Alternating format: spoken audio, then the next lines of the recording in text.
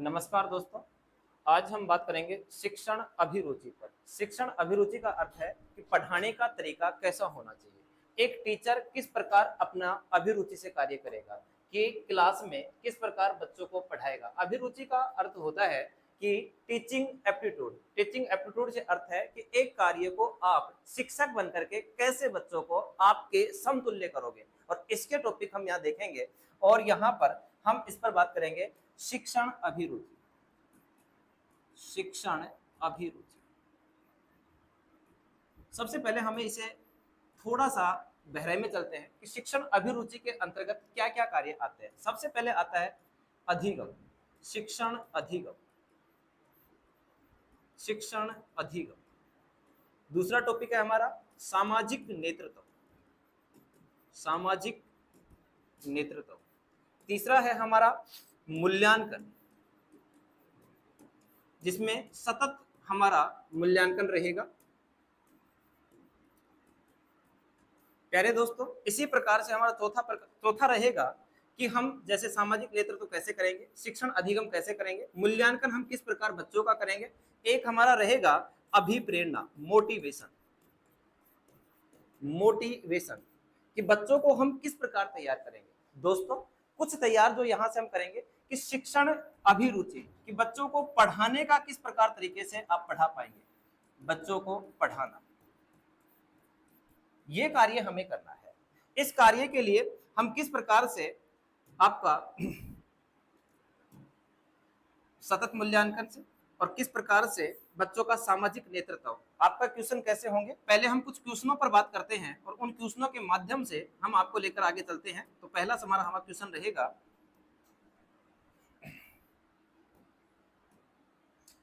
शिक्षण का मुख्य उद्देश्य क्या है। टीचिंग का मुख्य उद्देश्य क्या है। सबसे पहले इसमें आपको मैं पहले एक बार ब्रीफ में बता देता हूं कि जो आप बीएसटीसी का पेपर देंगे, इस बीएसटीसी के पेपर में आपके 50 क्वेश्चन आएंगे। एक क्वेश्चन 3 नंबर का होगा और जिसमें 150 अंक आपको मिलेंगे।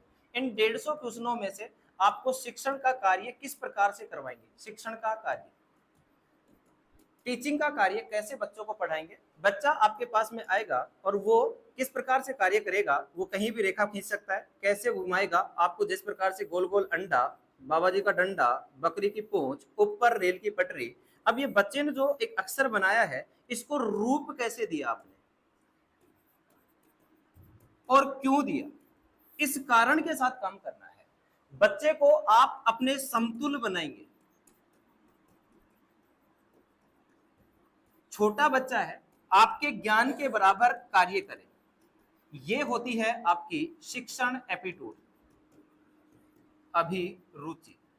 और इसमें सबसे पहले कह रहा है कि शिक्षण का मुख्य उद्देश्य क्या होना चाहिए। ज्ञान देना हो सकता है, परीक्षा पास कराना, ये तो है ही, प्रशिक्षण क्रिया करना और अनुशासन बनाना। चारों ही पॉइंट पॉजिटिव है, पर इनमें सबसे बेस्ट उत्तर क्या हो सकता है, आप अपने मन में गैस करते रहें और मैं सही उत्तर पर बात करूंगा। यदि ज्ञान देना है तो आपको यहाँ 1 नंबर मिल सकता है, परीक्षा पास करना केवल 0 नंबर, अनुशासन बनाना 2 नंबर और प्रशिक्षण देना, उसे तैयार करना, ये आप ऑप्शन भरते हैं तो आपको इसमें 3 में से 3 नंबर मिल जाएंगे। तो आपके यहाँ से 0, 1, 2 और 3 के आधार पर प्रश्न मिलते हैं। तो आपको ये भी विशेषकर ध्यान रखना है कि ये जो शिक्षण अभिरुचि है, इस शिक्षण अभिरुचि का जो भी क्वेश्चन होगा 1 नंबर 3 नंबर का होगा, पर उसमें 0, 1, 2 और 3 इस आधार पर अंक माने जाते हैं। यदि बिल्कुल गलत उत्तर दे रहे हो तो 0, फिर उससे थोड़ा सही दे रहे हो तो 1, यदि फिर थोड़ा सही दे रहे हो तो 2 और यदि सही आंसर दे रहे हो बिल्कुल तो आपको 3 अंक मिल जाएंगे। तो इसका पहले का आंसर रहेगा प्रशिक्षण क्रिया करना।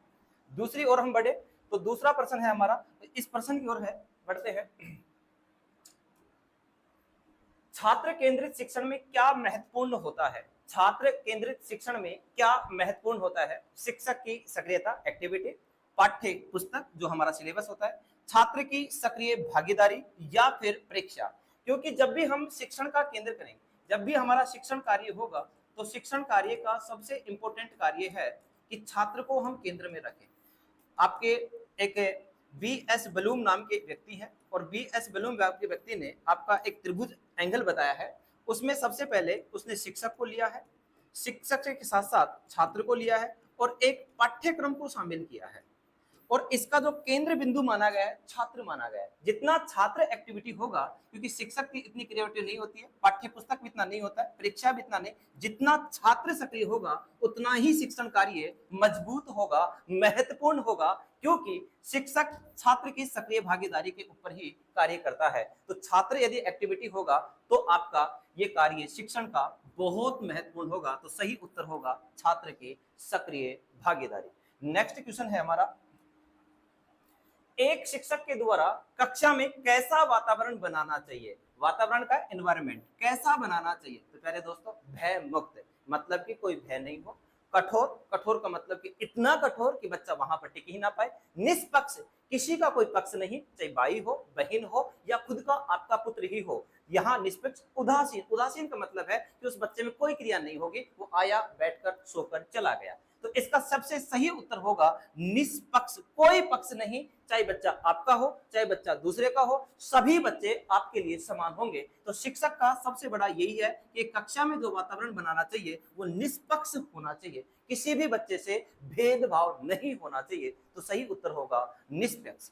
अगला प्रश्न है, शिक्षण प्रक्रिया में सबसे महत्वपूर्ण क्या है? फिर एक प्रश्न आ रहा है कि शिक्षण प्रक्रिया में सबसे महत्वपूर्ण क्या है, या इस प्रक्रिया जब हमारी प्रोसेस होती है, इस प्रोसेस में हम सबसे महत्वपूर्ण किसे मानते हैं? कुछ सवाल है, आपको मैं फिर बीच में एक बार ब्रीफ में बता देता हूं। एक क्रिया होती है, एक प्रतिक्रिया होती है, एक अभिक्रिया होती है, एक संक्रिया होती है। सभी में क्रिया लगी हुई है, पर इन क्रियाओं का अर्थ बहुत अलग हो जाता है। क्रिया, कार्य करने की दर क्रिया कहलाती है, कार्य करने की दर। प्रतिक्रिया, कार्य के बदले जो हमने क्रिया की वो प्रतिक्रिया। अभिक्रिया, एक दिशा में जो हमने कार्य किया है वो अभिक्रिया। और संक्रिया एक ऑपरेशन कहलाती है, अर्थात जिसको गहराई से की गई क्रिया या जिसके साथ में हमने संबंध बनाकर किया गया वो क्रिया संक्रिया कहलाती है। सभी शब्दों का अलग अलग अर्थ है, और साइकोलॉजी में विशेषकर शब्दों का अर्थ ही समझ में आना चाहिए। जैसे कि हमें बताया जाता है, एक शब्द होता है युद्ध, एक शब्द होता है क्रांति, एक शब्द होता है लड़ाई, और एक शब्द होता है झगड़ा। किसे कहते हैं युद्ध?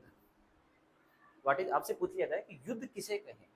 वैसे कई बार मैं क्लास में आपके बताता रहता हूँ ज्ञान किसे कहते हैं, क्योंकि हम पढ़ते तो ज्ञान है, पर ज्ञान किसे कहते हैं? ये प्रश्न हमारे पास में जब आते हैं तो इनका जवाब हमें देना चाहिए कि ज्ञान क्या होता है। जो जितना जानता है, जो जितना जानता है उसे ज्ञान कहते हैं। युद्ध, एक को समाप्त करना, एक पर विजय पाना युद्ध कहलाता है। क्रांति, हम किसी भी चीज के लिए जब चेंज करते हैं, बदलाव के साथ जो कार्य करते हैं वो क्रांति कहलाती है, बदलाव। लड़ाई, आपसी रंजस, आपके मन मुटाव की जो बात करते हैं वो लड़ाई करते हैं। और एक झगड़ा, जिसमें केवल और केवल मामूली बातें जो तुम्हारी होती है और आपसी विचार तुम्हारे नहीं मिलते हैं। झगड़ा आपके भाई बहन का भी हो सकता है, पिता और माता का भी हो सकता है, पति और पत्नी के बीच में भी हो सकता है, पर थोड़ी देर चलता है फिर बाद में वैसे वैसे हो जाते हैं। ये मामूली सी बात पर लेते हैं, उसे झगड़ा कहते हैं। लड़ाई आपसे एक परिवार के दूसरे परिवार के बीच होती है। क्रांति हमें बदलाव की ओर लेकर के जाती है कि हम किस प्रकार बदलेंगे। जैसे कि 1857 की क्रांति आई, देश आजाद हुआ। हरित क्रांति आई तो हमारे यहाँ खाद्यान्न फसल बनी। नीली क्रांति आई तो मत्स्य पालन हुआ। इसी प्रकार से भूरी क्रांति आई तो दोस्तों यहाँ पर हमारे उर्वरक बढ़ गए। इसी प्रकार से अमृत क्रांति आई, पेट्रोलियम पदार्थ बढ़ गए। इसी प्रकार से गोल क्रांति आई तो आलू का उत्पादन बढ़ा। इस प्रकार से क्रांति अर्थात सदैव हमारे जीवन में क्रांति लेकर चलना चाहिए, और क्रांति बदलाव को लेकर चलती है। बदलाव सबसे बड़ा इंपॉर्टेंट है। इसी प्रकार से शिक्षण प्रक्रिया में ये प्रोसेस थी, इसमें सबसे महत्वपूर्ण क्या होता है? पाठ्यक्रम होता है, शिक्षक भी होता है, पर हम सिखाएंगे किसको? हमारे जीवन में एक शिक्षण का कार्य छात्र के प्रति होता है। इसका मतलब सबसे इंपॉर्टेंट हमारे लिए छात्र है, चाहे वो कैसा भी हो, किसी भी प्रकृति का हो, कैसा ही व्यवहार हो, उसे भी सुधारने का कार्य शिक्षण अभिरुचि करवाती है। तो दोस्तों, क्योंकि आप एक टीचर बनकर के कैसे कार्य करेंगे वो सारा इस सब्जेक्ट में आपको पढ़ना है। किस प्रकार से कार्य आपको करना है, अगला क्वेश्चन हम लेकर चलते हैं। अगला क्वेश्चन है, एक अच्छे शिक्षक की पहचान क्या है? आप जब शिक्षक बनेंगे तो अच्छा शिक्षक क्या कर सकता है? अच्छा शिक्षक बोलता है, छात्रों के अनुभव को बढ़ाता है, सख्ती करता है, कंट्रोल करता है, किताब पढ़ाता है। कार्य सारे ही हैं, इन सब में से मोस्ट कौन सा है जो हमें पूरे 3 नंबर दिलाएगा? तो इसका सही आंसर होगा छात्रों के अनुभव को बढ़ाना, छात्रों के एक्सपीरियंस को बढ़ाना, छात्रों को नए नए मोटिवेशनल देना, छात्रों को ऐसी बात बताना कि छात्र ऑटोमेटिक सक्रिय होकर कार्य करें, तो सही उत्तर होगा छात्रों के अनुभव को बढ़ाना। अगला क्वेश्चन देखते हैं, आप गैस करते रहे इनके उत्तर। कक्षा में अनुशासन बनाए रखने का सर्वोत्तम तरीका क्या है? तो दोस्तों, कक्षा में अनुशासन बनाए रखने का सबसे अच्छा तरीका क्या हो सकता है? दंड देना? नो। डांटना? ये तो हो ही नहीं सकता। सकारात्मक व्यवहार बढ़ाना, छात्रों को बाहर निकालना। जब छात्रों को ही बाहर निकाल देंगे तो कहां से पढ़ेंगे? तो सही उत्तर होगा पॉजिटिविटी, व्यवहार उनके साथ बनाना। जब भी बच्चा है उससे शांति से बात की जाए, शांति से उसे प्रेम से समझाया जाए, जितना भी हो उसे पॉजिटिविटी से बात करें। बच्चे हजार बार गलती करेंगे, फिर भी आप एक शिक्षक होने के नाते उनकी हर गलती को सुधार करना आपका कार्य होगा। चाहे वो कुछ भी कर दें, पर पॉजिटिविटी के साथ काम करना है। सदैव यही शिक्षण अभिरुचि का सबसे इंपॉर्टेंट मुद्दा है। शिक्षक बनने जा रहे हो और शिक्षक क्या कार्य करता है, उसी के आधार पर आपको काम करना है। अगला क्वेश्चन देखते हैं, कौन सा क्वेश्चन है? शिक्षण अधिगम प्रक्रिया में कौन सक्रिय होता है? फिर मैं एक बार आपको अधिगम पर थोड़ी सी बात कर दूं। अधिगम हमारे यहाँ पर सिद्धांत रहेगा, अधिगम एक टॉपिक भी है। अधिगम को इंग्लिश में लर्निंग कहते हैं और हिंदी में सीखना कहते हैं, कि बच्चे सीखते कैसे हैं और सीखेंगे कैसे। यहाँ पर हम कुछ इसके सिद्धांत पढ़ेंगे। सिद्धांत कौन कौन से पढ़ेंगे? एक तो व्यवहारात्मक सिद्धांत पढ़ेंगे कि व्यवहार से बच्चे सीखते हैं, एक ज्ञान से बच्चे सीखते हैं, ज्ञानात्मक सिद्धांत पढ़ेंगे, जिसमें ज्ञानात्मक में और व्यवहार में। मैं आपको एक एग्जाम्पल देता हूँ, इस एग्जाम्पल को समझिए। जैसे कि कोई ये रास्ता है, इस रास्ते पर कोई मैन यहां से जा रहा है, इधर से लोइन आ रहा है और यहां पर कोई पेड़ है। इस व्यक्ति को पेड़ पर चढ़ना नहीं आता है। समस्या यह है कि ये पीछे भी नहीं जा सकता, पेड़ यहां पर है, इधर से शेर आ रहा है, और इस व्यक्ति को अचानक सूझ या अंतर्दृष्टि, अंदर से ज्ञान प्राप्त होता है कि मैं यदि बचना चाहता हूं क्योंकि शेर मुझे खाएगा, और ये व्यक्ति ऊपर चढ़ जाता है और ऊपर चढ़ जाता है और यहां आह अनुभव का प्रयोग करता है कि वाह, आज तो मैं जीत गया, बच गया, शेर रास्ते से निकल जाता है। ये जो ज्ञान इसने अपने व्यवहार में चेंज किया है, जैसे इस पेड़ पर चढ़ा है, यही अधिगम कहलाता है। नई प्रोसेस करना, अपने व्यवहार को चेंज करना ही अधिगम कहलाता है। हम हर व्यक्ति से कुछ ना कुछ सीखते हैं और प्रत्येक क्षण सीखते हैं। ऐसा नहीं कि नहीं सीखते हैं, हर व्यक्ति हमें कुछ ना कुछ नया सिखाता है, इतना सिखाता है कि जिसमें हम कुछ ना कुछ परिवर्तन लाते हैं। इसी प्रकार से जैसे इस व्यक्ति के व्यवहार में चेंज आ गया, इसे पहले पेड़ पर नहीं चढ़ना आता था, पर जैसे तैसे करके इसने, जैसे इसके सामने जब समस्या आई तो समस्या को पार कर जाता है। तो शिक्षण अधिक प्रक्रिया में सक्रिय कौन रहता है? देखो, शिक्षक तो रहेगा, पर हमें किसको करना है? छात्र को भी करना है। और इसका सही आंसर है शिक्षक और छात्र। यदि शिक्षक नींद लेता रहेगा, छात्र डबल नींद लेगा, ध्यान रख लेना। और यदि छात्र निष्क्रिय रहेगा तो शिक्षक किसी को नहीं पढ़ा सकता। थोड़ा सा एग्जांपल, अभी मैं ऑनलाइन आपको पढ़ा रहा हूं, यदि आप एक तरफ दूसरी तरफ ध्यान दे रहे हैं क्लास छोड़ करके, और मैं आपके सामने बकबकाट कर रहा हूं और आप इस पर कोई ध्यान नहीं दे रहे, तो इसका मतलब आपकी पढ़ाई नहीं हो रही है, आप पट्टे पाड़ रहे हो। तो इसका सही आंसर होगा, जब दोनों ही यदि एक्टिव होंगे तो आप सीख पाएंगे, अन्यथा नहीं। तो इसका सही आंसर होगा शिक्षक व छात्र। अगला प्रश्न है, बालक का विकास किस पर निर्भर करता है? एक शब्द आ रहा है डेवलपमेंट। क्या होता है डेवलपमेंट? देखिए, जब बच्चा पैदा होता है 0 वर्ष का होता है, एक कागज के समान बच्चा होता है। जैसे जैसे वो 0 से 2 वर्ष का होता है तो हमारे संवेदी गामक अवस्था होती है उसमें। 2 से 4 वर्ष में बच्चे में पूर्व संक्रियात्मक अवस्था होती है। फिर जैसे ही 4 से लेकर के हम 11 तक में बात करें तो बच्चे में मूर्त संक्रियात्मक अवस्था हो जाती है। बच्चा मूर्त में हर चीज को देखेगा और विचार करेगा कि यार ये टिफिन है, ये प्याली है, ये कौवा है, ये चिड़िया है, मूर्त करेगा। और 11 से लेकर के 15 में अमूर्त चिंतन में चला जाता है बच्चा। ये चारों प्रकार जीन प्याजे ने बताए हैं। और जीन प्याजे के अनुसार विकास क्या होता है, डेवलपमेंट हमारा कैसे होता है, हम डेवलपमेंट कहां से कर पाते हैं, किससे क्या सीखते हैं, घर में किससे सीखते हैं। हम कई बार गाली भी दे देते हैं तो बच्चा बहुत जल्दी सीख जाता है। वातावरण से सीखता है, बच्चे का वातावरण में विकास होता है, परिवार में विकास होता है, जैसा परिवार वैसा माहौल बन जाता है। उसके मित्र जैसे होते हैं वैसा तो व्यवहार जरूर करता है। कहते हैं कि टीचर की नहीं मानता है, माता पिता की नहीं मानता है, और यदि एक बार उसका मित्र कह दिया कि ऐसा करना है, वो तो झट दे ही कर देगा। छोरा कहते हैं ब्याह में चाल लो तो बहुत जल्दी चाल देगा। तो इसका मतलब इसको सभी निर्भर करता है डेवलपमेंट, ये विकास है हमारा, कि हमारा शरीर कैसे ऊपर बना है, कैसे हम इसके आपाद मस्तिष्क से ऊपर गए हैं। तो सभी वातावरण, परिवार और मित्र, इन सभी से हम अपने विकास को बढ़ाते हैं। तो ये सभी इसका आंसर होगा। तो प्यारे दोस्तों, अगला क्वेश्चन की ओर बढ़ते हैं। सभी क्वेश्चनों के सभी चैप्टरों के क्वेश्चन है आपके, और इन सभी चैप्टरों को एक एक करके हम थ्योरी करवाएंगे और एक एक को बहुत अच्छे समझाएंगे। शिक्षक की मुख्य भूमिका क्या होती है, शिक्षक की मुख्य भूमिका क्या रोल होता है इसका। एक्टर का रोल क्या होता है, फिल्म बनाना, वही काम याद देखना है, ज्ञान देना, हाँ हो सकता है ज्ञान तो देता है शिक्षक, मार्गदर्शक और सहायक होता है, अनुशासन अधिकारी, परीक्षक। तो क्या सही उत्तर होगा कि एक शिक्षक का मुख्य भूमिका क्या होती है। शिक्षक स्कूल में जाएगा, बच्चों को पढ़ाएंगे आप, तो आप क्या कार्य मुख्य रूप से करेंगे, तो इसमें सबसे इंपॉर्टेंट रहेगा मार्गदर्शक और सहायक। बच्चों को देखो, बच्चे पढ़ तो खुद ही लेते हैं, बच्चों को सही रास्ते बताना, बच्चे किस प्रकार आगे बढ़ पाएंगे, बच्चे किस प्रकार उस कार्य को कर पाएंगे, उनका सहायक आपको बनना है। एक्टिविटी वो करेंगे, आप उनको सिखाते रहिए और सिखाते सिखाते बच्चे प्रोग्रेस करेंगे। आप कोई भी कहानी सुना दीजिए उनको, कहानी के माध्यम से बच्चे बहुत जल्दी सीखते हैं। तो ये मार्गदर्शक और सहायक का रूप ही एक मुख्य रोल करता है टीचर का अदा। अगला प्रश्न है, नेक्स्ट प्रश्न, प्रभावी अधिगम कब होता है। प्रभावी का मतलब है कि बच्चे पर प्रभाव हम कब डाल पाएंगे, कब उस बच्चे को सिखा पाएंगे। आप क्लास में गए, क्लास में जाते बच्चों ने शोर मचा दिया, और शोर इतना मचा दिया कि आप बच्चों को कंट्रोल ही नहीं कर पा रहे हैं, आपका कोई व्यवहार ही वहां पर नहीं हो पा रहा। तो व्यवहार नहीं हो पा रहा है तो प्रभावी अधिगम कैसे सीख पाएंगे। जब बच्चे जब तक शांति ही नहीं होंगे तो सीख कैसे पाएंगे। तो देखो, जब छात्र रुचि लेता है, जब शिक्षक पढ़ाता है, जब किताब मिलती है, जब परीक्षा होती है, तो सबसे इंपॉर्टेंट ये है कि जब बच्चा स्वयं रुचि लेता है, स्वयं इंटरेस्ट लेता है, तो ही प्रभावी अधिगम होता है, अन्यथा नहीं होता है। शिक्षक चाहे कितना ही अच्छा पढ़ा दे, बच्चा जब तक सुनेगा ही नहीं तो सीखेगा कैसे। तो हमें यह है कि जब तक हम एक घोड़े को, देखो एक एग्जांपल है, एक घोड़े को तालाब तक ले जा सकते हैं, तालाब तक ले जाना हमारा काम था, वो पानी पिए या ना पिए वो हमारी उस पर जबरदस्ती नहीं है, हम उसको केवल वहां पहुंचा सकते हैं। एक शिक्षक भी एक अधिगम सामग्री पहुंचा सकता है, छात्र की इच्छा है उसे पढ़े या ना पढ़े। तो प्यारे दोस्तों, छात्र की रुचि होगी तो अधिगम होगा, अन्यथा नहीं होगा। अगली बात है, बालक के सीखने के लिए उचित वातावरण क्या होना चाहिए।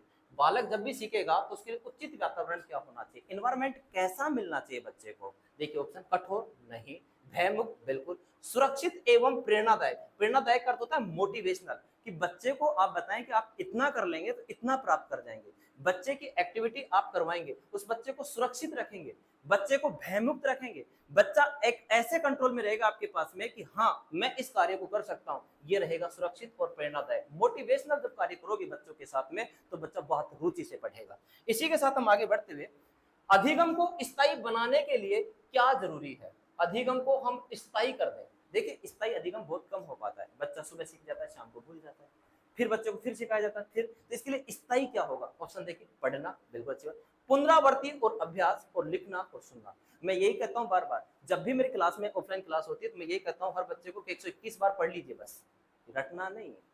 और वही है पुनरावृत्ति और अभ्यास। यदि बार बार किसी चीज का पुनरावृत्ति कर ली जाए, बार बार अभ्यास कर लिया जाए, वो चीज आपके माइंड में स्थायी हो जाएगी। ये मैं नहीं कह रहा हूं, ये आपके थॉर्नडाइक ने बिल्ली पर अध्ययन किया, कोहलर ने चिंपांजी पर अध्ययन किया। आपके ही इस सिद्धांत में जब हम अधिगम पढ़ेंगे तो वहां पर कम से कम 20 राइटर हम पढ़ेंगे यहाँ पर, और जिन्होंने अधिगम को सिखाया है, और बहुत सारी कहानियां सुनेंगे। तो इसका मतलब है पुनरावृत्ति और अभ्यास ये अधिगम को स्थायी बनाने के लिए जरूरी होती है। अगला प्रश्न है, कक्षा में प्रश्न पूछने का उद्देश्य। एक बात याद रखना, एक होता है लक्ष्य, एक होता है उद्देश्य। दोनों शब्दों के अर्थ समझ लेना। लक्ष्य हमारा सदैव ऊंचा रखना चाहिए, लक्ष्य सदैव ऊंचा रखना चाहिए। उद्देश्य ये होता है कि हम छोटे छोटे जब काम करते हैं, छोटे छोटे काम, और जब छोटे छोटे काम करते हैं तो उनके लिए छोटे छोटे स्टेप बनाते हैं कि आज हम इस काम को कर लेंगे, कल इस काम को कर लेंगे। जैसे कि अभी हमने जो स्टूडियो लगाया है, इस स्टूडियो में पिछले 15 दिन से हम छोटे छोटे काम कर रहे हैं। ये छोटे छोटे उद्देश्य से लेकर आज तुम्हारे सामने खड़े हो पाए हैं। इसका मतलब इसके पीछे बहुत काम रहे हैं,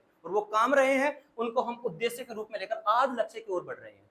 तो लक्ष्य एक ऊपर होता है, जैसे कि अर्जुन को केवल क्या दिख रही थी, चिड़िया की आंख, वो लक्ष्य था। और उद्देश्य उसको जो बार बार जो प्रयास किया, उद्देश्य है। तो इसमें है कि प्रश्न पूछने का उद्देश्य क्या है, छात्रों को परेशान करना नहीं। जब भी बच्चा छात्र क्लास में प्रश्न पूछता है तो छात्रों को परेशान करने का कोई उद्देश्य नहीं होता है। समय बिताना, समय तो वैसे बीत रहा है। समझ का आकलन करना, अनुशासन बनाए रखना। तो इसका सही आंसर होगा समझ का आकलन करना, कि मुझे कितना समझ में आया है और कितना नहीं आया है। तो कक्षा में प्रश्न पूछने का सबसे इंपॉर्टेंट कार्य है कि आपकी समझ कितनी विकसित हुई है, उसका आकलन, उसका अवलोकन। अवलोकन का मतलब ये होता है, या आकलन का मतलब ये होता है कि कितना जान पाया है। ये समझ का आकलन करना सही उत्तर होगा।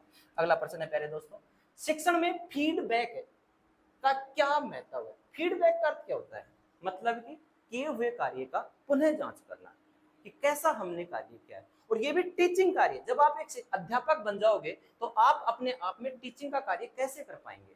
और ये सबसे इंपॉर्टेंट है। बच्चों से आप फीडबैक लेंगे कि मैंने कैसे पढ़ाया, बच्चे कहेंगे वाह मैडम क्या जबरदस्त पढ़ाया, क्या सर जबरदस्त पढ़ाया है। वो फीडबैक आपको बच्चे देंगे, अक्सर मुझे भी देते रहते हैं। अब आप मेरा फीडबैक आप देंगे कि आपने कैसा बताया, कि कोई महत्व नहीं है, केवल शिक्षक के लिए सुधार हेतु आवश्यक समय की बर्बादी। फीडबैक सदैव आपके सुधार को आवश्यक होता है। जो भी आपके अंदर कमियां थी उन कमियों को दूर फीडबैक करता है। और ये शिक्षण कार्य में बहुत इंपॉर्टेंट है।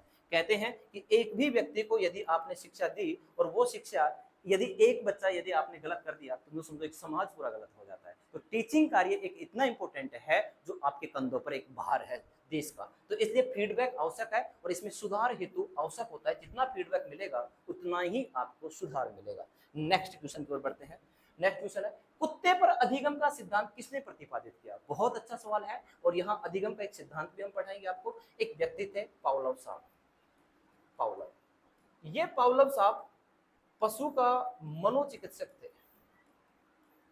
पशुओं के मन को जानने वाले व्यक्ति थे पशुओं के ऊपर। और ये एक कुत्ता लेते हैं और कुत्ते की लार पर अध्ययन करते हैं। और इसीलिए इनको पावलोव साहब को 1904 में, कौन सी 4 में, 1904 में नोबेल पुरस्कार मिलता है। इन्होंने क्या किया? इन्होंने कुत्ता लिया। कुत्ते का क्या किया? कुत्ते को एक स्टैंड पर लगाया, स्टैंड लगाया और इनको डॉग को इन्होंने बांध दिया। और जैसे इनको भोजन देते तो पहले एक घंटी बजाते और फिर इसे भोजन देते, मांस का टुकड़ा। पर डॉग के पास में जो लार थी वो लार देने लग जाता, लार में बाहर आ जाता। अब जैसे ही लार बाहर आती तो क्या क्रिया होती?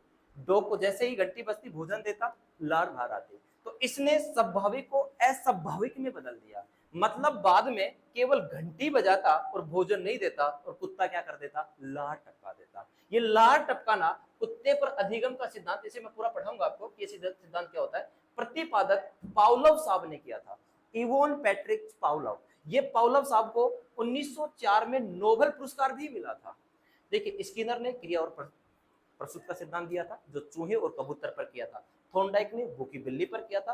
पावलोव ने कुत्ते पर किया था। और कोहलर ने, ये एक सुल्तान नामक चिंपांजी थे, सुल्तान नामक चिंपांजी, सुल्तान नामक चिंपांजी पर करता है जो अंतर्दृष्टि का सिद्धांत देता है। बहुत इंपॉर्टेंट है गेस्टाल्टवादी में। और ये सिद्धांत हम प्रैक्टिकल के साथ आपके साथ लेकर कहेंगे, बाय डायग्राम इसको समझाएंगे। सभी हमें स्किनर भी समझाना है, चूहा और कबूतर, थॉर्नडाइक भूखी बिल्ली, पावलोव कुत्ता, कोहलर चिंपांजी, सुल्तान, सभी की कहानी आपके सामने आ जाएगी टॉपिक वाइज। तो ये कुत्ते पर करने वाले आपके पावलोव साहब थे। इतना सा ध्यान रखना। सीधा सा प्रश्न आपके पिछली बीएसटी में पूछा गया है। अगला क्वेश्चन है, अधिगम में रुचि बढ़ाने के लिए क्या जरूरी है? हमें सीखने में रुचि कैसे बढ़ेगी? सर हमें तो याद ही नहीं होता है।